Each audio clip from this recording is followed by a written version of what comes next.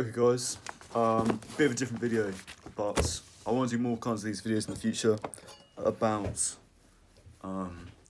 just how to go about learning certain languages.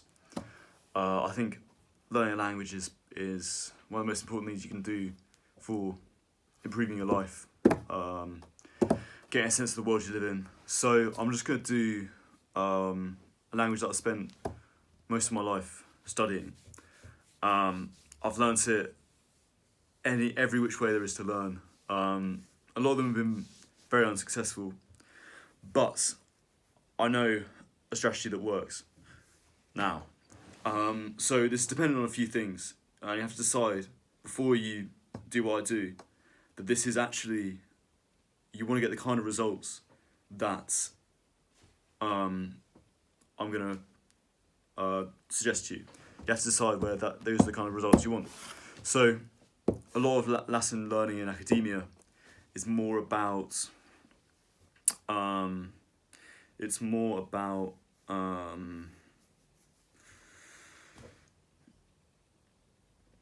getting a good sense of the grammar, right? Being able to write about different verb forms and you know, you're presented with a passage of Latin, and you can write. They use past perfect subjunctive here because and this conveys this, blah blah blah. I've got a lot of time for that stuff. I find grammar really interesting. My problem is that that's not what excites me about Latin. For me, Latin learning is much more about the thing that really excites me about Latin is that obviously you look at a text now and you think it doesn't really seem real. But the truth is that the words written in Latin have been written by, from generation to, people really spoke this language. And there's something so exciting about that you're just reading the voices of the past. You read it out and it's just the whispers of the past in the present. There's something so cool about that. Some people make the claim that Latin's a useful language. I don't. I think there are some native speakers. I think about 1 million people speak it online in some capacity. But it's not really. I don't buy into it so much.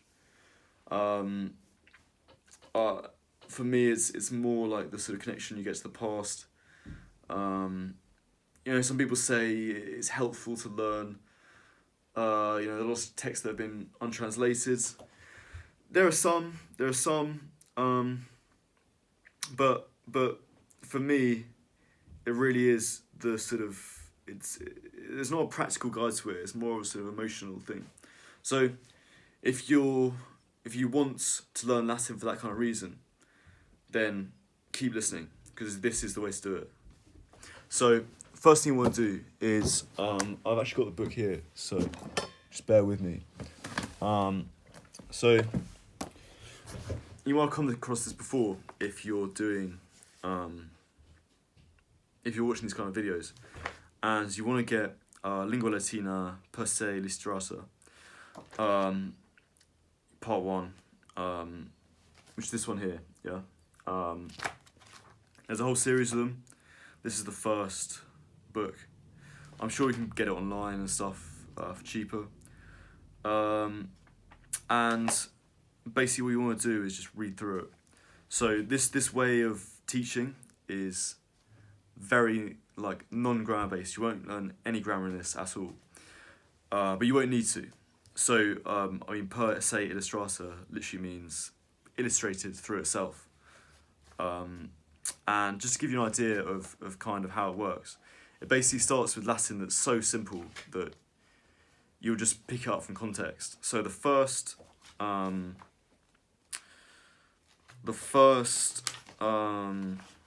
chapter is it starts like this. I'll read it in an English accent so you can understand it. But it says, Roma in Italia est. Now, maybe it takes a bit of guesswork, but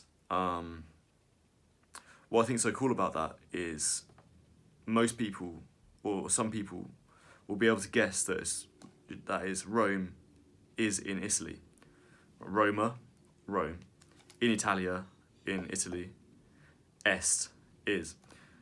And then obviously you might not get that. I mean, I don't know if I'd get that if I didn't know the language or not. But you have it in you have certain notes on the side as well about it there. I don't know if you can see that. And then it just goes on. Italia in Europa Est, Graecia in Europa Est. So that's Italy is in Europe, Greece is in Europe. Italia et Graecia in Europa sunt. Italy and Greece in Europe are, right? And it kind of goes on like that. And it gets more complicated, so the next paragraph starts, Aegyptus in Europa non est. So Egypt, Aegyptus, in Europa, in Europe, non, not, is. So Egypt is not in Europe. So you get the negative by implication. Then you get questions. Estne Gallia in Europa. Is Gaul in Europe? Est is Gaul. Gallia in Europa. In Europe. So that's the basis of it, and I hope I'm giving a good sense of it. So it just gets more and more complicated as it goes on, but it's very gradual. And yeah, so like the next one is Julius Vir Romanus Est. So, you know, if you haven't read the first chapter, that might seem quite confusing. But once you pick up the structure, it's quite simple. So Julius is a name, Vir just means man, Romanus means Roman, Est is, right? You already know is from watching this video. And then, like, it has sort of, they're rather anachronistic, but they've got illustrations. So you kind of work out, it says Julius there, and then you got a man, so, you know, you kind of work it out as it goes along. And, yeah, then you got, like, exercise and stuff. But, yeah, just read through that. And that'll give you, to be honest, that'll give you a working knowledge. If all you want is just a basic working knowledge of Latin, that's probably all you need to do. But from then, you want to get onto real texts as quick as possible. So what I suggest is, because I think the thing I've, from my personal experience, what I've found dispiriting about Latin is that I've just been studying practice exercises for too long. And the thing that really excited me, that got me motivated with it, was learning, like studying actual texts. Sorry, I just want to check it's still right. So yeah, I think get onto actual texts as quickly as possible. Problem is, a lot of texts are just way too hard. So you want to start on quite easy texts. And I'll tell you what I started doing. So, also I would advise at this point, you want to start buying actual books of it, so that you have something to work through. Because for a while, I just read extracts online and stuff. But I found I made a lot more progress when I had that sort of hand-to-eye coordination and I was progressing through an actual book. So this is what I've finished this book recently. This is Attic Nights, Noctes Atticae, by Gellius, who's a sort of grammarian. So he talks about Roman, Latin grammar. You might not find the subject matter interesting necessarily. It depends if you're into grammar. You probably might be if you're studying Latin. But this is actually very relatively simple Latin. So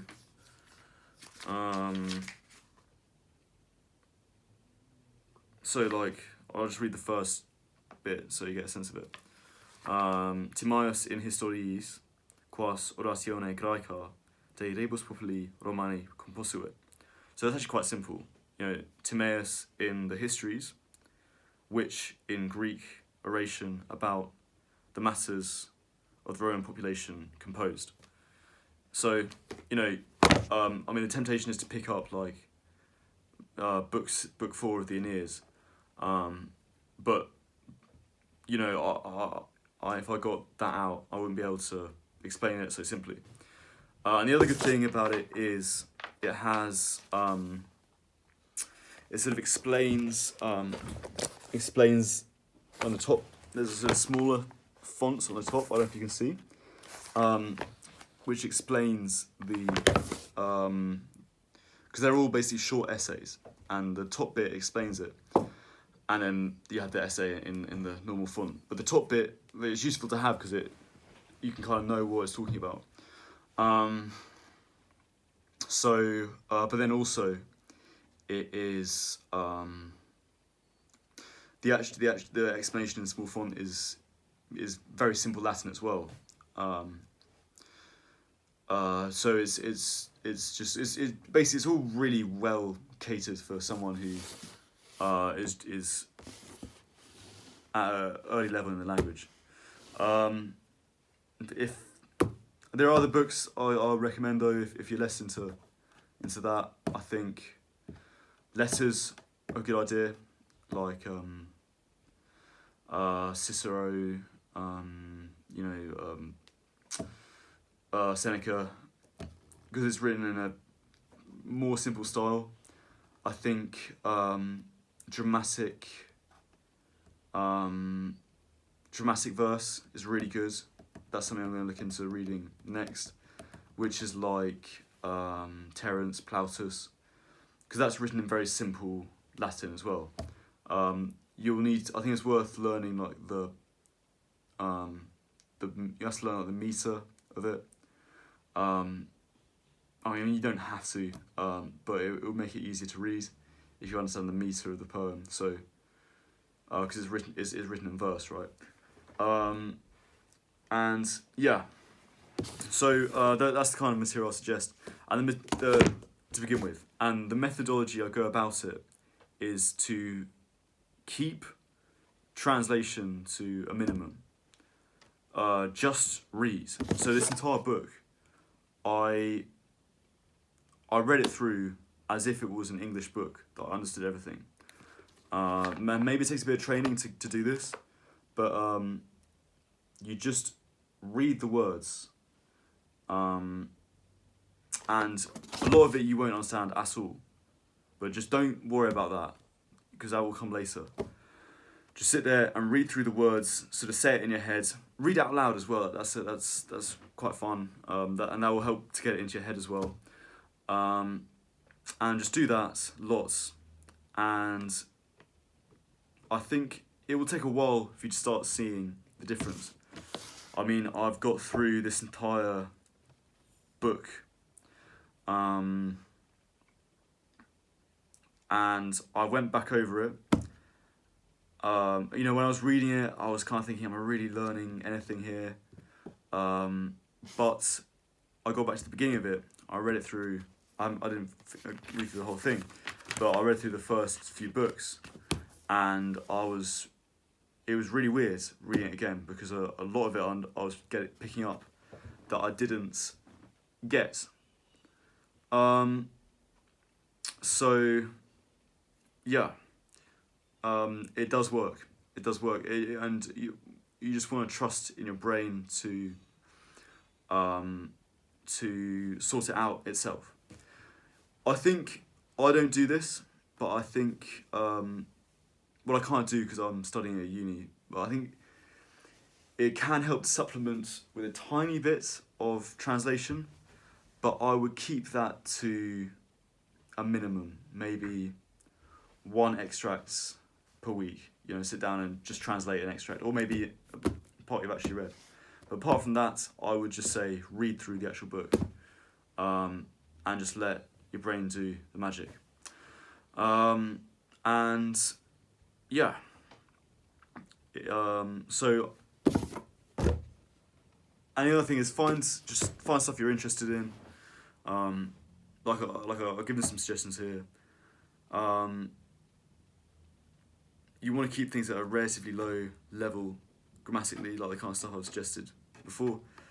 But if one thing's not really working, it doesn't hurt. It doesn't hurt to jump on something else if you find it more interesting. And yeah, I mean, it's a long road. It's a really long road. But I really do have faith in this process. And I'll probably do another video in 3 months' time when I've finished my course, and I'll stop studying Latin. Yeah, and I'll probably update what I think I'd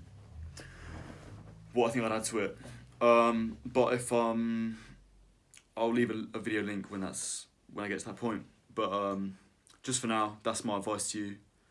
It won't give you a good grammatical understanding, but you'll understand it. Who cares? Who cares? You know, what you want is to just understand it like you can understand French or Russian or Italian or German.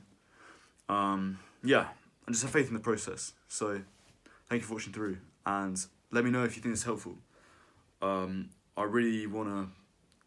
I think it's a really interesting topic, and I'm gonna do a lot of videos about it in the future.